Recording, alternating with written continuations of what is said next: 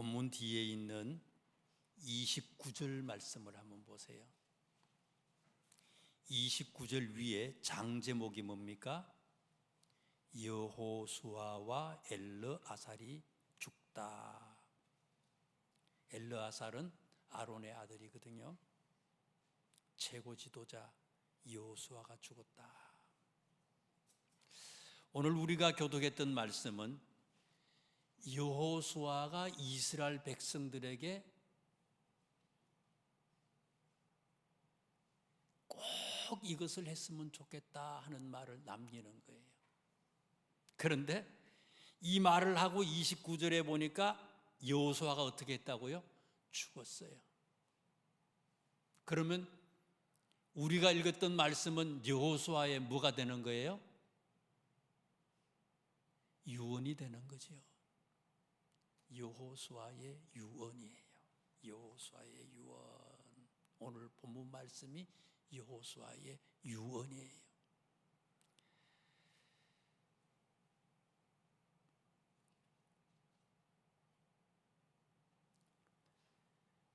유언을 어디에서 유언을 남긴 거예요? 지금 이게요. 24장 1절에 있는 말씀에 보니까 지명이 어디라고요? 세겜에서.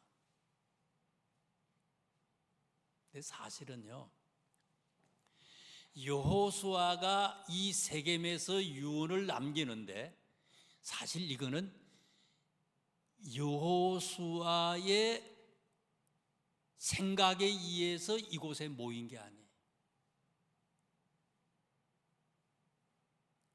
신명기 11장 29절에 있는 말씀에 보니까요, 여호수아 이전의 지도자가 누구였어요? 모세잖아요. 모세도 죽기 직전에 신명기 11장 29절 말씀에 보면요, 유언을 남겨요. 여호수아와 이스라엘 백성들에게 유언을 남겨요. 너희들이 가나안 땅에 들어가거든. 가나안 땅에 들어가거든.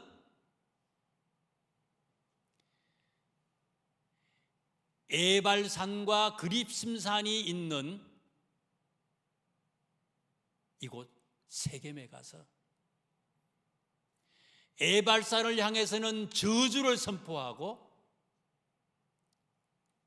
그립심산을 향해서는 축복을 선포하라 하고 유언을 남겼어요.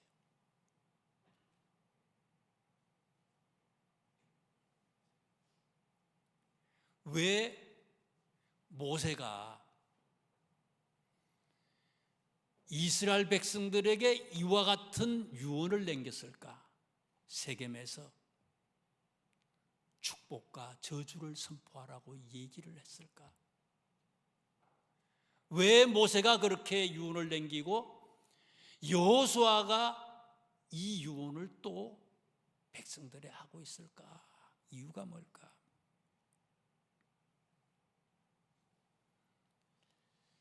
오늘 24장에 있는 말씀을 보면은요, 그 이유를 1절부터 설명을 해주고 있습니다. 옛날 이스라엘 사람들의 조상들, 아브라함을 지금 얘기하는 겁니다. 아브라함과 그의 아들, 그의 손자들, 그들이 어떤 삶을 살았는지에 대해서 지금 24장 1절부터 얘기를 해줘요. 원래 아브라함이 살았던 곳이 어디입니까? 24장 본문 2절에 있는 말씀에 보니까 어디래요? 데라가 강 저쪽에 거주하여. 데라는 아브라함의 아버지 아닙니까? 아브라함이 강 저쪽에 살았다는 거예요. 쉽게 번역한 성경에서는 이 강을 무슨 강으로 표현을 했는가 하면요, 유프라테스 강이라고 분명히 나와요. 원래 아브라함이 살았던 곳이 어디라고요? 유프라테스 강 쪽에 살았어요. 지금의 이라크 쪽에 살았습니다. 우르라고 하는 곳이죠. 우르라고 하는 곳에 살았어요. 우르라고 하는 곳은요, BC 3000년경에요 인류 최초의 설령 문자를 만들어낸 그런 문명을 이룬 그런 곳이에요. 3000년, BC 3000년. 그리고 피라미드 대단하잖아요. 위대하잖아요. 엄청나요. 피라미드라고 하는 게요. 아브라함이 BC 2000년의 사람인데요, 아브라함보다 500년 먼저 피라미드를 만들었어요. 어마어마한 피라미드를 아브라함보다 500년 전에 만들어 놓은 거예요. 이집트가요. 근데 그 피라미드를 만들 수 있도록 기술적인 여러 가지를 제공해 준 나라를 학자들은요, 수메르 민족들이 아닐까, 이 유프라테스에 있는 사람들이 아닐까 그렇게 추정을 합니다. 이 유프라테스 강의 사람들은 어떻습니까? 메소포타미아 문명 아닙니까? 인도, 인디스 문명, 황하 문명, 메소포타미아 문명, 이집트 문명, 세계 문명의 4대 발생자네요. 어마어마한 곳이에요. 상상을 초월해. 그 문명은요. 그런 곳에 누가 살았다고요? 아브라함이 살았어요. 이집트 문명보다 훨씬 더 문명의 꽃을 피웠던 곳이 수메르 문화거든요. 그런 곳에 아브라함이 살았어요. 그런데 하나님이 뭐라고 얘기합니까? 이런 곳에 사는 아브라함을요, 떠나라 그러는 거예요. 어디로요? 가나안으로 떠나래요. 가나안. 우르라고 하는 곳은요, 요즘으로 말하면 뉴욕이에요. 세계의 모든 문명의 최고야. 대한민국이 최고인 것 같지만 가면은 입이 쩍 벌어지는 거죠. 그런 곳에 살았는데, 최고의 곳에 살았는데, 최고의 도시에서 살았는데 하나님은 가나안 땅으로 가라 하고 아브라함에게 명령을 내렸어요. 가나안은 어떤 곳입니까? 한마디로 불모지예요. 거기가 어떤 곳인지 사람들은 잘 모르는 곳이에요. 농사도 안 돼요. 비가 와야만이 싹이 트는 곳이에요. 물도 없어요. 강원도보다도 더 강원도야. 개마고온보다도 더 개마고온이야 이게. 왜 하나님이 잘 사는데 아브라함을, 잘 사는, 행복하게 편리하게 잘 사는 아브라함을 가나안으로 가라고 얘기했을까? 이유가 뭔가? 하나님은요, 축복이 뭔지를 아브라함에게 가르쳐 주기 위해서예요. 축복이 뭐냐? 좋은 환경? 그게 축복이 아니라는 거예요. 많이 소유하는 것? 그것도 축복이 아니라는 거예요. 편안하고 문제가 없는 것? 그것도 축복이 아니라는 거예요. 불모지예요. 황량해요. 황폐하게 그지없어요. 그렇지만 그런 곳에 산다 할지라도요, 하나님과 함께하면, 하나님과 동행하면 하나님은 불모지가 황폐한 곳이 옥토보다 더 옥토가 되도록,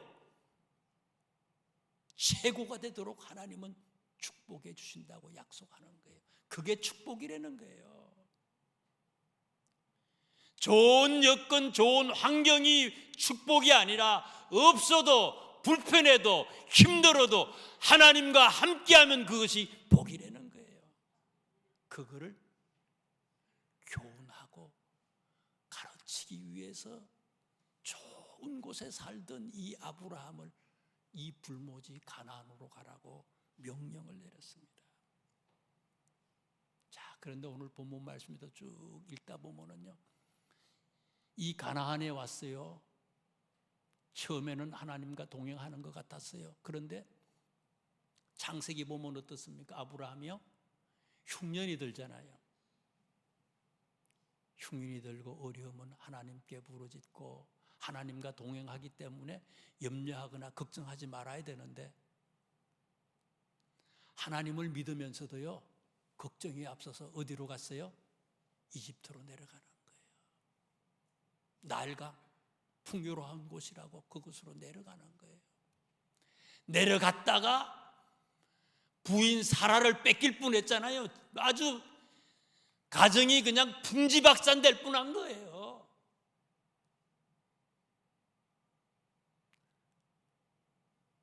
그 후손들이 거의 다 그랬어요. 아브라함만 그런 거 아니에요. 특별히 이 여호수아가 유언을 하고 있는, 모세가 가라고 했던 이곳 세겜이라고 하는 곳은 아주 중요한 곳이에요. 세겜 하면 뭐가 생각납니까? 생각나는 거 있죠. 생각나는 게 있어야지 군사님이고 장로님이에요. 생각나는 게 있어야죠. 세겜에서 야곱이가 죽을 뻔했잖아요. 죽을 뻔했어. 야곱의 딸이 누구예요? 디나라고 하는 딸이 있었잖아요. 야곱의 딸 하나가 딱 있잖아요. 아들 12명에 딸 1명인데 그 딸이 세겜의 추장한테 성폭행을 당하는 거 아니에요.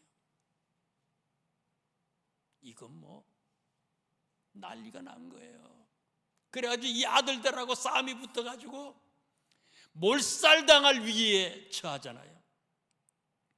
그때 당시에 야곱이의 영적인 상태를 창세기 25장 2절에 보니까 이렇게 소개를 하고 있어요. 너희 중에 이방 신상을 버리고 자신을 정결하게 하고 너희들의 의복을 바꾸라. 뭐를 버리라고요? 이방 신상들을 버리래요. 창세기 35장 2절인데요. 하나님을 믿는 사람이에요. 아브라함의 손자예요. 그런데 뭐를 가지고 있어요? 우상을 섬기고 있어요. 입으로는 하나님 아는데요, 진짜는 하나님을 믿지 않는 거예요. 뭐 약봉나루를 건너고 별별 체험을 다 했어요. 그런데 사는 거는요, 하나님 믿는 사람으로 살지 못하는 거예요. 우상을 가지고 있어요. 그것도 너희 이방 신상들을 버리고, 한두 가지 우상이 아니야. 많은 우상을 섬기고 있어요. 자신을 정결하게 하고 너희들의 의복을 바꿔라. 옷 보면 알잖아요, 어떤 사람인지. 대충 옷 보면요, 어떻게 입고 다니는지 보면요, 우리의 내면을 알 수가 있어요. 하나님 믿는 사람이 이방 사람들하고 똑같이 그렇게 생활을 했다는 거예요. 옷도 바꾸고 우상들을 다 버리라고 얘기하고 있어요. 그래서 깨닫고 야곱이가 어디로 갑니까? 세겜에서 어디로 가요? 베델로 올라가잖아요. 베델이 어디예요? 하나님의 집 베델로 올라가는 거 아니에요.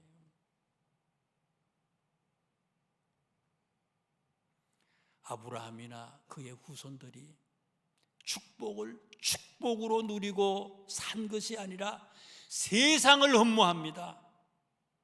세상을 따라갑니다. 그러다가 죽을 뻔한 거예요.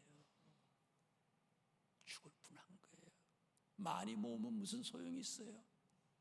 많이 배우면 무슨 소용이 있습니까? 하나님이 불어버리면 그걸로 끝장나는 거예요. 아무것도 아니야 그거.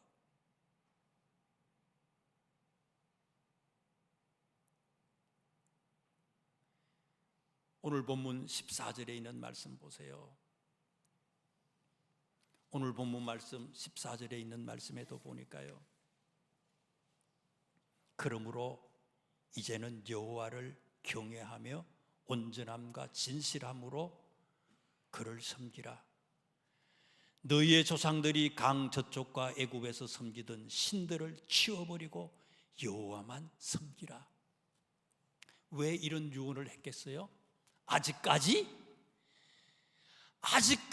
이스라엘 백성들이 이방신을 섬기는 사람들이 있었다는 거예요.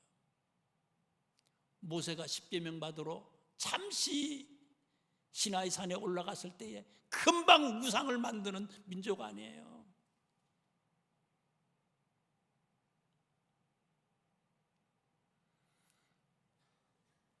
하나님은 어떤 하나님입니까?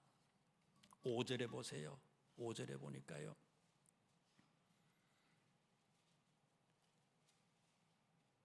이스라엘 백성들이 이집트에서 430년 동안 종살이해서 거기서 나올 수가 없어. 그런데 기가 막힌 기적을 하나님은 일으키는 거예요. 10가지 재앙을 이 이집트에 내리도록 해서 애굽의 바로 왕이 꼼짝 못하고 항복을 하잖아요. 그래서 출애굽했다는 거예요. 하나님은 그런 하나님이라는 거예요. 6절에 또 보세요. 6절은 무슨 얘기입니까? 홍해바다 얘기 아니에요. 하나님이 명령하니까 바다가 육지가 됐어요. 육지를 걸어간 거예요. 바다를 육지처럼 걸어간 거예요. 바닷물이 나뉘어지잖아요. 하나님은 이런 기적을 일으키는 하나님이라는 거예요. 8절은 뭐예요? 전쟁을 하는데 니들이 무기가 많아서 이긴 게 아니라는 거예요. 재주가 좋아서 이긴 게 아니라는 거예요. 하나님이 대신 싸워주셨다는 거예요. 하나님이 대신 싸워줘서 너희들이 이길 수 있었다는 거예요. 12절은 무슨 얘기입니까? 뭐를 보내줬어요? 왕벌을 보내줬대. 이방 나라하고 싸움을 하는데요, 왕벌을 보내줘서 적군을 항복하게 하나님은 이스라엘을 도와주신 하나님이라는 거예요. 우리도 2025년에 벌떼 기적을 체험했잖아요. 이건 진짜 성경에 나오는 그런 기적이 얘기해 이거예요. 하나님은 없는 가운데 있게 하시고 안 되는 가운데 되게 하시는 것이 하나님이라는 거예요. 왜 그런데 너희가 염려하고 근심하고 걱정하느냐 이거예요. 내가 먼저 걱정하는 거 아니에요. 하나님과 함께해서 하나님 손을 꼭 잡아야 되는데 내가 걱정해가지고 놓고 그냥 앞으로 달려나가는 거예요. 그래서 저주의 인생을 살았다는 거예요. 9절 10절은 뭡니까? 이스라엘을 저주하러 왔어. 발람이 이스라엘을 저주하러 온 사람을 하나님은 입을 싹 바꿔놨잖아요. 저주가 아니라 축복하도록 만들어버렸다는 거예요. 하나님은요, 하나님과 함께하면요, 하나님이 뒤집어 놓으면요, 원수도 친구 되게 한다는 거예요. 이게요. 복음이 뭡니까? 복음 기쁜 소식 아니에요. 복음은 기쁜 소식이에요. 굿뉴스예요. 가스펠이에요. 굿뉴스예요. 복음은요. 이게 굿뉴스 아닙니까? 황무지가 축복의 땅이 된다는 거예요. 어떻게 하면요? 하나님과 함께 하기만 하면.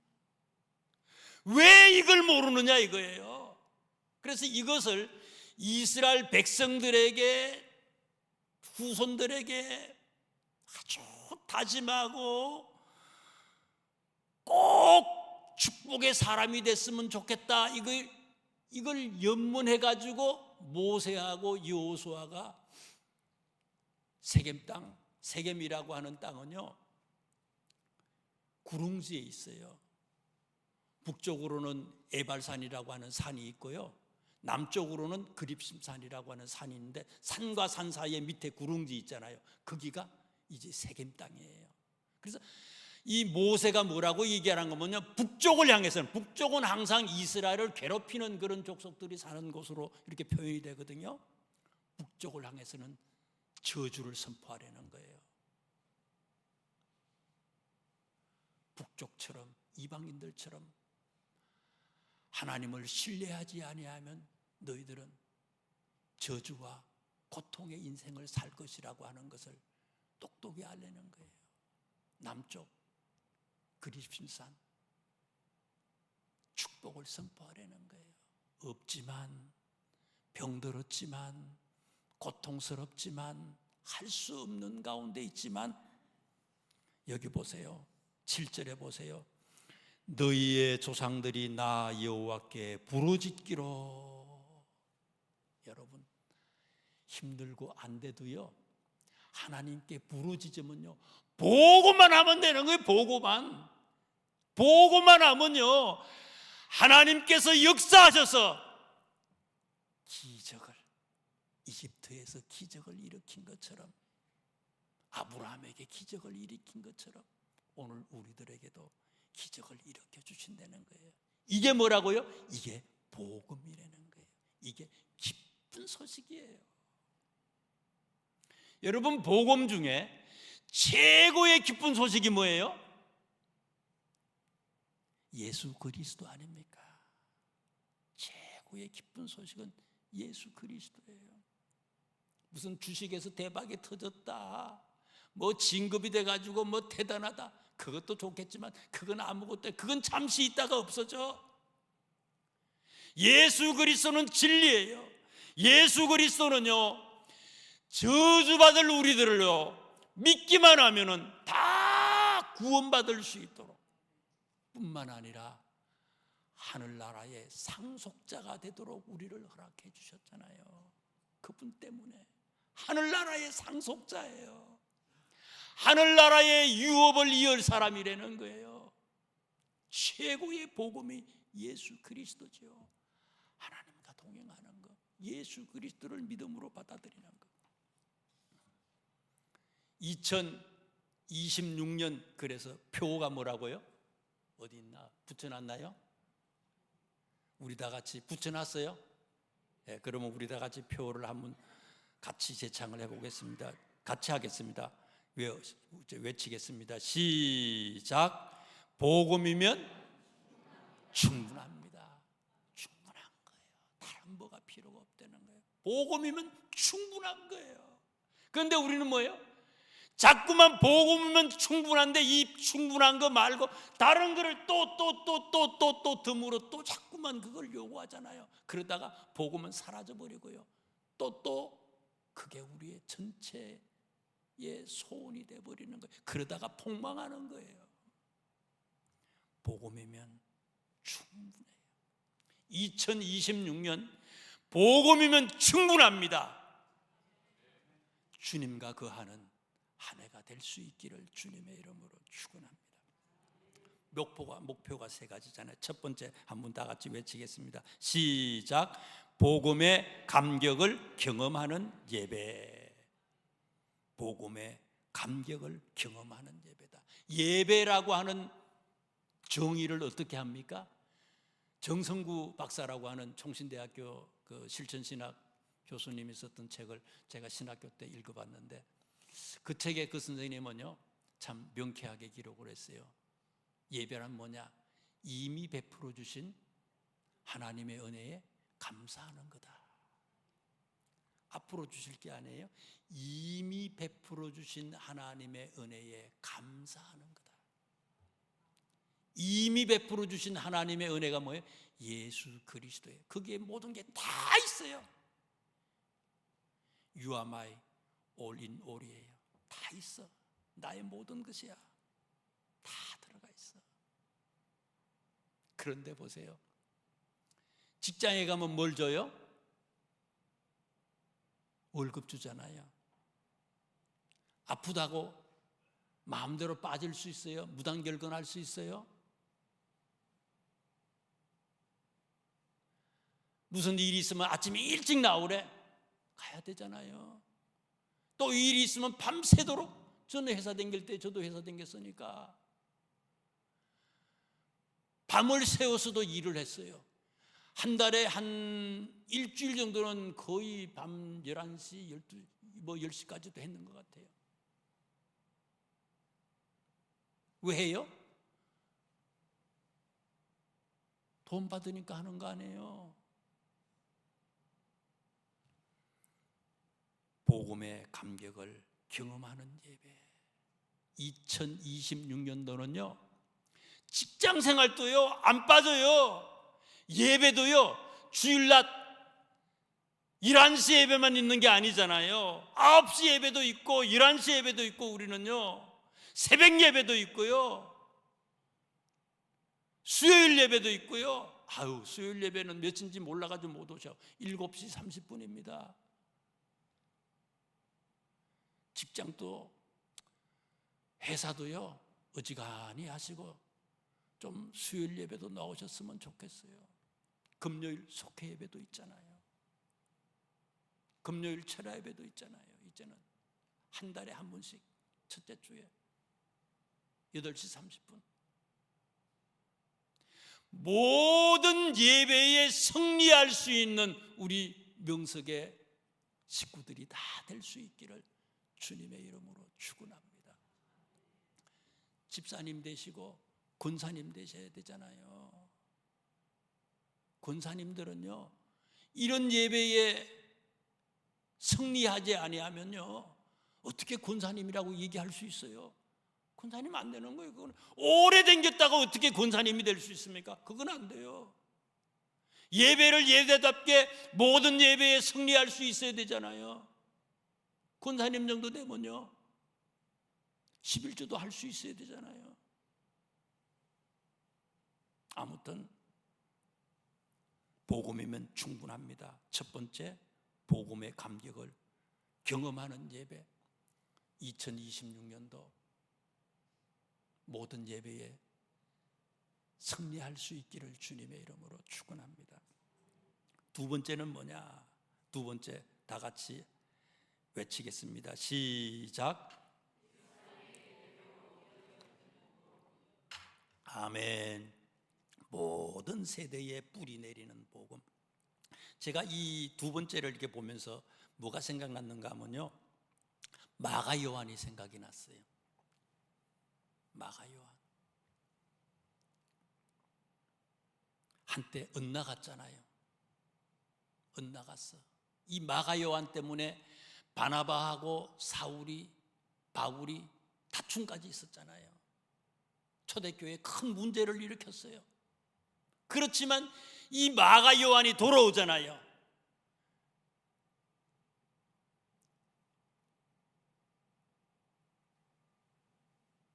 바울의 접근이 되고 베드로의 영적인 아들로 다시 돌아왔어요. 이유가 뭐예요? 어머니 마리아. 어머니 마리아. 초대교회 예루살렘 교회를 세우는 데에 공헌했던 어머니 마리아. 이 집에서 120명이 기도하다가 성령의 충만함을 받잖아요. 예루살렘 교회가 이 어머니의 집 아닙니까? 어머니가 아들을 위해서 간절히 기도하지 않았겠어요?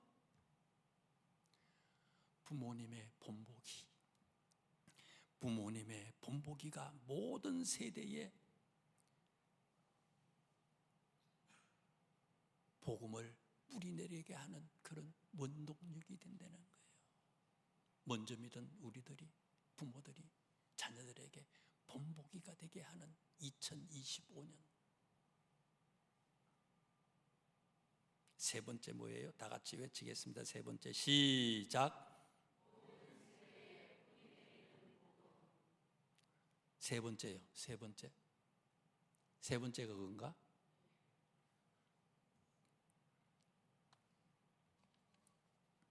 내가 잘못 적었나 봐요. 모든 세대에 뿌리 내리는 복음이 세 번째예요. 그게 내가 두 번째로 생각을 했어요. 세 번째, 제가 다시 이렇게 두 번째를 지금 얘기할게요. 일상의 예배로 이어지는 복음. 요걸 제가 말씀을 드릴게요. 일상의 예배로 이어지는 복음. 예배가 여기서 예배 드리는 거 이것만 예배가 아니라는 거예요.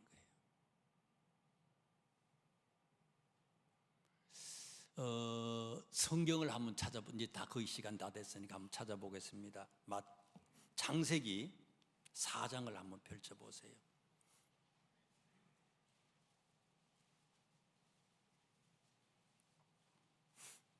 창세기 4장이에요. 가인 아벨 얘기가 나옵니다. 가인 아벨 얘기가 나오는데 하나님이 아벨의 제물은 받았지만 가인의 제물을 받지 않잖아요. 제사를 안 받았어요. 안 받은 이유가 뭐냐? 4절에 보세요. 4장 4절, 창세기 4장 4절에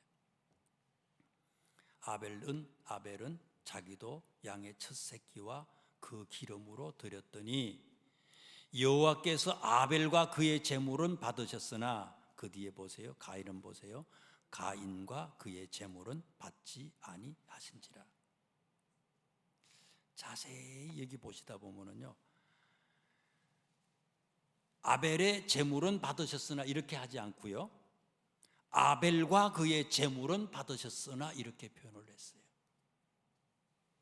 그 다음에 가인도 마찬가지예요. 가인과 그의 제물은 받지 아니했다 이렇게 했어요. 이게 무슨 뜻이겠어요? 아벨도 받고 아벨의 제사도 받았다는 거예요. 가인은 가인도 받지 않고 가인의 제사도 받지 않았다는 거예요. 그러면서 이 설명을요, 그 뒤에 설명을 쭉 해놨어요. 왜 그랬는지에 대해서. 5절 뒷부분에 보니까 가인 보세요. 가인이 몹시 분하여 안색이 변하니, 이건 무슨 얘기인가 하면요, 동생의 제사를 받고 형의 제사는 안 받았다는 거예요. 가인의 제사는 안 받았다는 거예요. 그랬더니 가인이 어떻게 했다고요? 성질을 하나님 앞에 막 냈다는 거예요. 몹시 분하여 안색이 변했다. 다혈질이에요. 그리고 평상시에 가인의 모습이 이랬다는 거예요. 삐지고 자빠지고 난리 나는 거예요. 가인의 모습이 평상시에 가인의 모습이라는 거예요. 거기다가 또 보세요. 하나님이 나타나셨어요. 야 가인아, 왜 네가 성질 내느냐? 네가 왜 화를 내느냐? 얼굴이 벌게지느냐? 하고 물어봤어요. 그러면서 야 가인은 어디 갔냐? 동생을 이미 죽였거든요. 가인한테 아벨은 어디 갔냐? 하고 물어보는 거예요. 그랬더니 뭐라 그래요? 9절 보세요. 가인한테 아벨이 어디 있냐고 물어봐요. 그런데 이 녀석 보세요. 여호와께서 9절에 가인에게 이르시되 내 아우 아벨이 어디 있느냐? 그가 이르되 내가 알지 못하나이다. 하나님이 어떤 하나님이에요? 다 보시는 하나님이야. CCTV보다도 더 잘 아시는 하나님이야. 그런데 내가 알지 못합니다. 내가 내 아우를 지키는 자니까? 와, 이게 그냥 나오는 게 아니에요. 말이라고 하는 거는요, 우리의 삶의 모습이 표현돼서 나오는 거예요. 평상시에 가인의 삶의 모습이라는 거예요. 제물 있잖아요. 제사 드리는 것, 제물 드리는 것. 하나님은 그래서 가인을 받지 않았다는 얘기는 뭔가 하면 가인의 평상시의 삶을 하나님이 받지 않았다는 거예요. 예배만 하나님 왔습니다, 이것만 중요한 게 아니라는 거예요. 평상시에 우리의 모습이, 삶이 굉장히 중요하다는 거예요. 여기에 비해서 아벨은 평상시도 그렇지 않았다는 거예요. 그래서 아벨과 그의 제물을 받았고 가인과 가인의 제물을 받지 않았다. 일상의 예배로 이어지는 복음. 모든 모이는 예배에서 승리하고 삶 속에서 우리가 일상의 예배도 승리하는 2026년이 꼭 되실 수 있기를 주님의 이름으로 축원합니다. 기도드리겠습니다. 하나님 감사합니다.